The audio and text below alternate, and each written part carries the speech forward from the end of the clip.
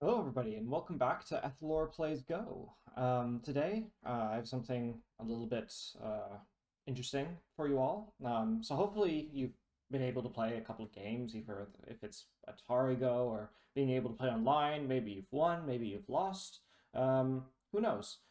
Today I want to do some just clear things up when it comes to life and death that I described a little bit in the last episode.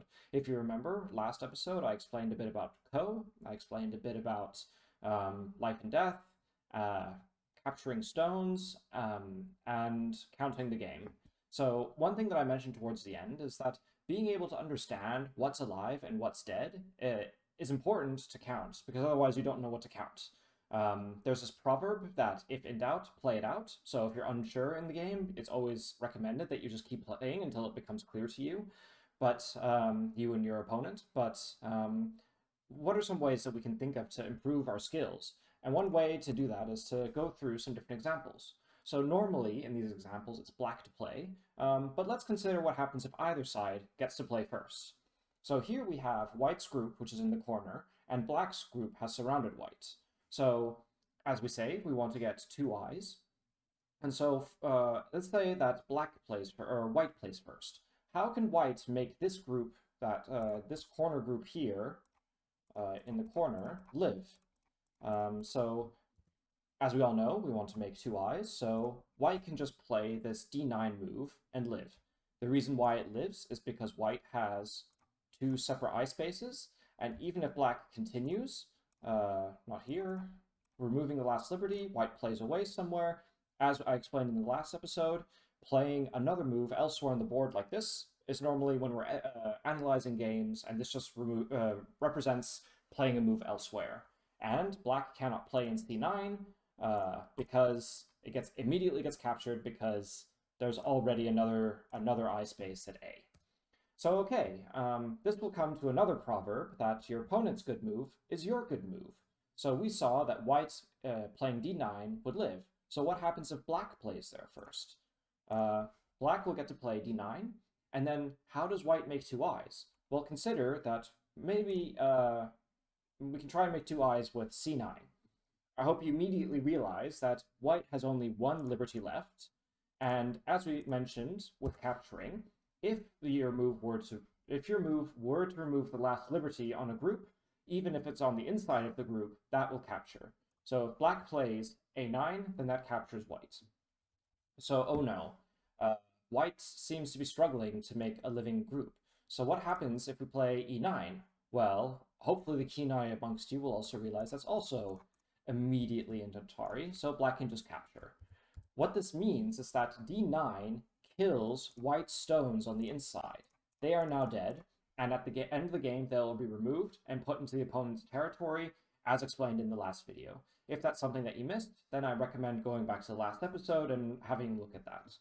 So okay, we realize now that this d9 point is called what we call a vital point, because if both sides play there, then that will decide the life and death of this group. Vital points don't necessarily have to decide life and death, but they somehow are very important strategic points for both players. And so, or in many different variations, somehow that single coordinate on the board becomes quite important. So that's what a vital point is. So okay, that's this shape. So let's go on to the next shape. What happens if we have this where d8 has been played, and white seems to have two eyes, right? White has two separate intersections. Isn't it the case that white will be able to just live then? This is something that confuses players a lot as well, new players. So let's say that white says, I'm alive, everything is okay. Plays away. Black, you try and kill me. What you might realize is that this stone, this d9 stone, has only one liberty, and so black can capture. So it creates this cone shape on the side of the board, which you might also recognize from the previous lecture as well. So you might also know that white can't immediately recapture. So the SGF editor warns me that that's illegal. That's an illegal move. White has to play away somewhere. As we say, black can either respond by playing A, So once again, h3 representing some kind of a co-threat where A, black responds to it, or black can resolve the co by playing B and capturing the inside group. Once again, given that this is a very bare bones position, black will probably just capture. But this is basically something to think about. So this one here, c9, that's actually not what we call a real eye. It is a false eye. And the reason why it is false is because this c9 point will eventually need to be played. Either black will have to play the ko and win, or white will have to play the ko or resolve the ko before it happens. And so, yeah, that's this shape. So we've learned two shapes so far. We've learned about living and dying, vital points. We've also learned about false eyes, and how they might change board states, this kind of thing. So here's another example. White is on the inside here. Does white need to play another move to live? I mean, we can very easily imagine that white plays something like f9, and that will separate these two areas. And hey, we need two separate areas to have two eyes, right? So why shouldn't I play a move like f9 and make sure that that's certain? Well, let's pretend white doesn't play f9. White plays somewhere else. What can black do to this group? Well, your move is my good move, so I'm going to play f9. So can white still live? And white can play on the inside now, responding. And now, once again, we have two separate areas. Black can't play e9 because that's a suicide move. Yeah, so what that means is that white can play away here. White playing on the inside of their own area like this will just remove their own points. So say we have 1, 2, 3, 4 points before. If we play on the inside, then now we have only 3. So that's why it's really important to read, to see, are you alive or are you dead? And are you able to play away? And if not, should you play again? These kinds of things. So let's say that white says, black will be okay. Black won't be able to kill me. I'm going to play away again. I get 2 moves on the board, which is quite a lot. Even on a full 19 by 19 board, having 2 free moves elsewhere can be quite a lot. So if black plays again, well, even if I have 2 separate areas, I don't think black can kill. So I'm going to play away again. And then here, I'm just going to keep playing away. So now white can't play away again, or else they get captured. So white has to capture. Oh, okay. So is white alive? White is super confident, or isn't even super confident, but it's black's move. Black will play in here. Can white then make 2 eyes? No. So you can see already here that white has played away too many times. I guess was already dead here. But yeah, so that's basically this shape, trying to explain it in simple terms. Once again, if you don't understand everything, feel free to rewind the video and read it again, or try it on the board yourself and try and that kind of experimentation can be very helpful if you put a shape that you don't really understand and try to analyze different positions and see what happens. But basically, white's alive, and if black plays on the inside, white should play here, and if not, then black plays again, and white can't possibly make 2 separate sections. So that's this shape. So let's try this one. If it's black to play, does black have to play again? Let's say black says, I have to play on the inside here, or say it's black's move. Black says, I have to play on the inside. Well, we already investigated this shape where we have this kind of triangle, or not triangle, this kind of we call this shape a triangle, where let's see, where it shapes kind of like this. You can imagine these creating a triangle together where there's a straight line between C2 and D3. So there's this kind of bent 3 shapes inside here. We already investigated that if there's F9, then that's dead. So white actually playing again will create a dead shape. Why is white playing again? Might as well just play away. Does black need to play on the inside? Well, I mean, technically, there could be something called liberty races where you have two groups that are unsettled that are trying to compete with each other. But in this kind of a position, playing on the inside again would be redundant. White can never approach because white has only one liberty left, and so gets captured. Um, Meanwhile, say black plays away, black playing again would be redundant because white would capture, and then there would be this bench triangle shape that I mentioned before, and black just plays on the vital point, and then white is dead. If black plays away, white plays again. White has two separate spaces, and so is alive. So I understand this can be a little bit confusing. That's okay. Feel free to watch multiple times. Feel free to experiment on a board. This is a difficult skill. This leads to what's called reading, where you evaluate different board positions before they even happen. And being able to do that accurately and truly is basically how you become a strong player and how you evaluate what's territory and what isn't. So counting and evaluating the game at the end is deeply linked to understanding the life and death of different groups. So let's move on. Here we have what would have been a liberty race, where we have Group A and Group B both are surrounded by outside stones of the opposite color. So what happens here? So you can consider, let's say it's white's move. White plays first. Well, white has one liberty, so black will capture. Oh, okay, white shouldn't play first. White should play away. Okay, well, I'll play first as black.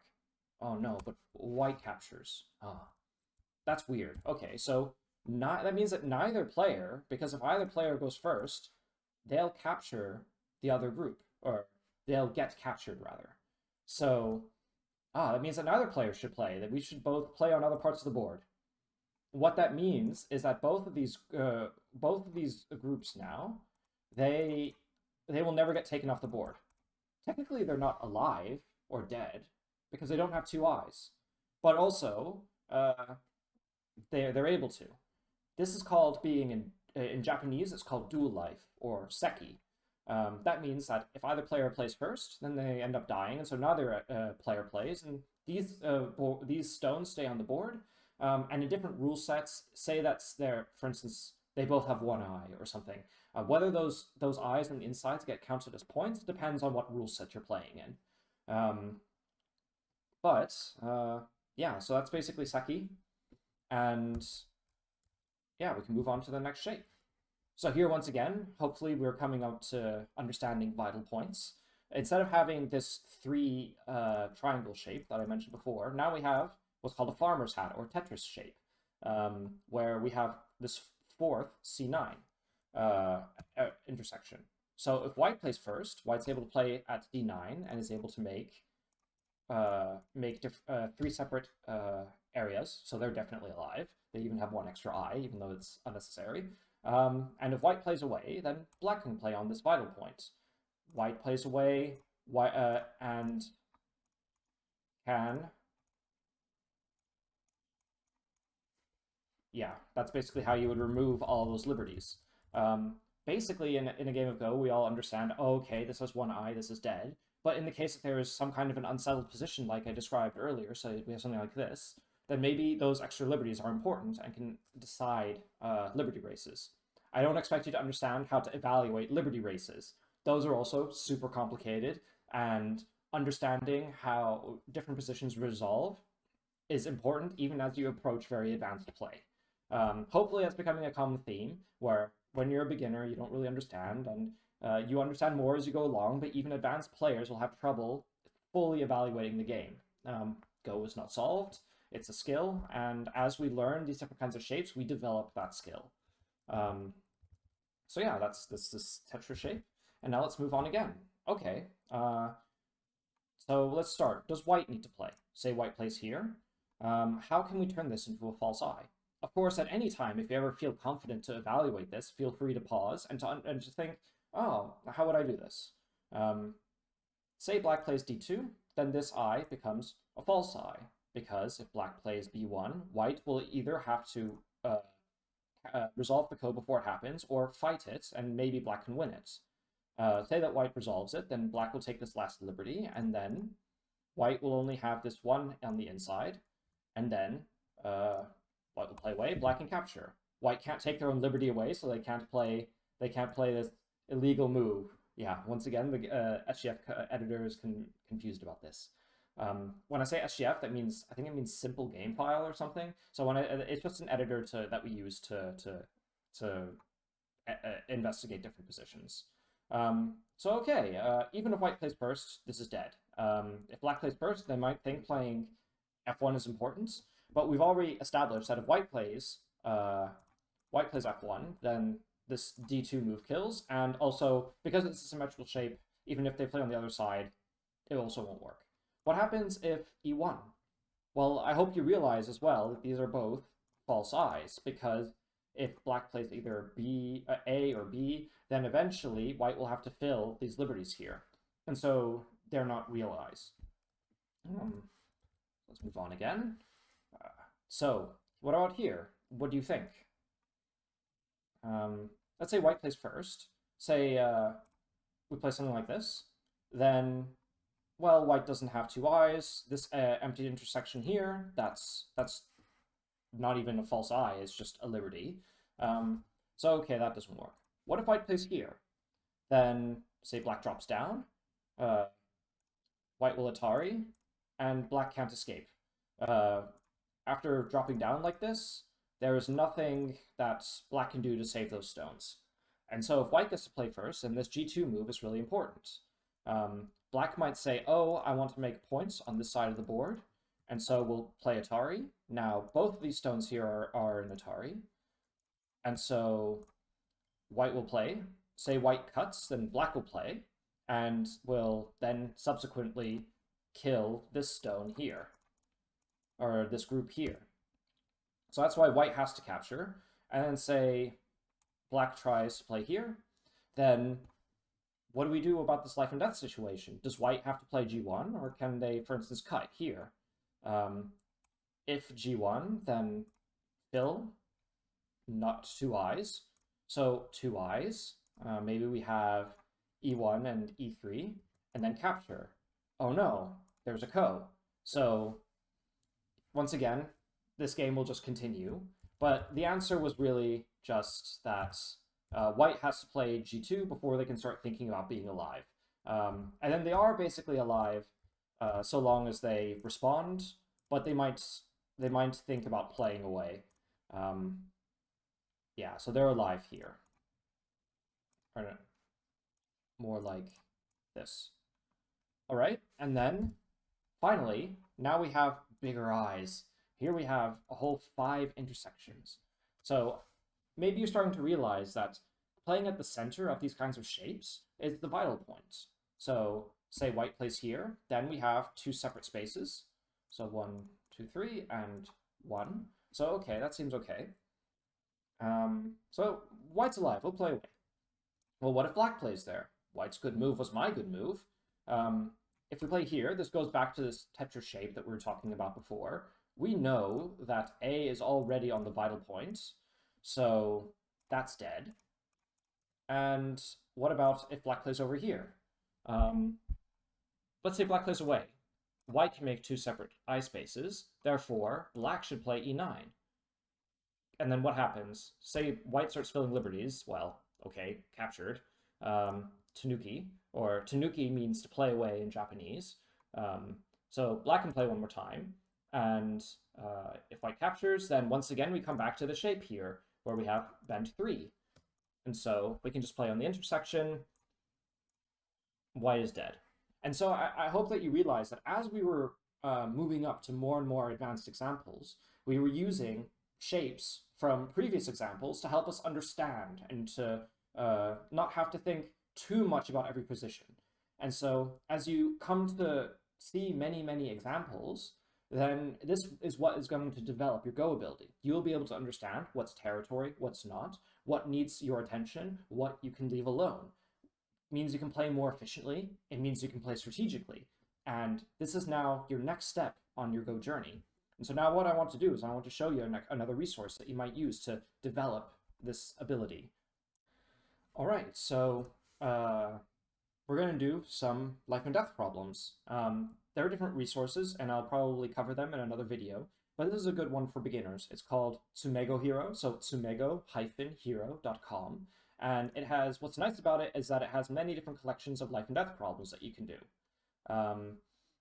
Lots of them. They add them regularly. I think that if you go back, they have a graph. Yeah, here are the amount of problems added over time. You can see that there are thousands of problems. In order to become strong, for instance, chess players might do chess tactics. In Go, we have Tsumego, which are basically the same as chess tactics. And by doing these problems, you train your ability in life and death, in living and dying, and you develop your skills. So what I would recommend as homework is here are 3 sets: easy capture, easy life, and easy kill. These are very easy, the easiest problems you could possibly imagine. And to know that this is really true, we can have a look here. If you've been watching the series, you know already that in order to succeed, to capture this, you just capture. Great. Let's move on to the next one. We have 3 stones, 1 liberty. But yeah, we have watched this series, we know, capture. Okay. We see this 1 stone here. Well, capture. So these are very, very easy problems. Let's move along a little bit. Here, this 1 stone, we can play here, here, and I hope you can see that these are relatively easy problems. And so if you do all 200 of these, this will already give you some idea on how to capture stones. Same here. We've seen this shape before, this straight, or I'm not sure if we saw this one specifically. We saw the bent 3. Here we have straight 3. And hopefully you know, okay, we'll play on O1, alive. Here we have this bent 3. We've definitely seen this before. Even if it wasn't on the side of the board, now it's in the corner, we know to play T1. Great.